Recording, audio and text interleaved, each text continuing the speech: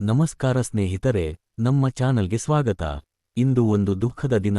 2019ರ February 14, ಭಾರತೀಯ ಸೇನೆ ಮತ್ತು ದೇಶದ ಜನತೆಗೆ ನೋವು ತಂದುಕೊಟ್ಟ ಒಂದು ದಿನ. ಪುಲ್ವಾಮಾ ದಾಳಿಯಲ್ಲಿ ಹುತಾತ್ಮರಾದ ಯೋಧರನ್ನು ನಾವು ಈ ಕ್ಷಣ ನೆನಪಿಸಿಕೊಳ್ಳೋಣ. 2019ರ ಫೆಬ್ರವರಿ 14ರಂದು ಜಮ್ಮು ಕಾಶ್ಮೀರದ ಪುಲ್ವಾಮಾದಲ್ಲಿ ಭಯೋತ್ಪಾದಕರು ಸಿಆರ್ಪಿಎಫ್ ಯೋಧರ ಬಸ್ಸುಗಳ ಮೇಲೆ ಆತ್ಮಾಹುತಿ ದಾಳಿ ನಡೆಸಿದರು. ಈ ದಾಳಿಯಲ್ಲಿ 40ಕ್ಕೂ ಹೆಚ್ಚು ಯೋಧರು ಹುತಾತ್ಮರಾದರು.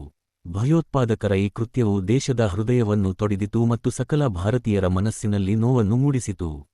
ಯೋಧರಿಗೆ ನಮನ. ಈ ದೇಶದ ಪ್ರತಿಯೊಬ್ಬ ಪ್ರಜೆಯೂ ಹುತಾತ್ಮ ಯೋಧರನ್ನು ಸದಾ ನೆನಪಿನಲ್ಲಿ ಇಡಬೇಕು. ಅವರು ನಮ್ಮ ಭವಿಷ್ಯಕ್ಕಾಗಿ ತಮ್ಮ ಪ್ರಾಣ ತ್ಯಾಗ ಮಾಡಿದರು. ಅವರಿಗೆ ಗೌರವ ಸಲ್ಲಿಸುವುದು ನಮ್ಮ ಕರ್ತವ್ಯ.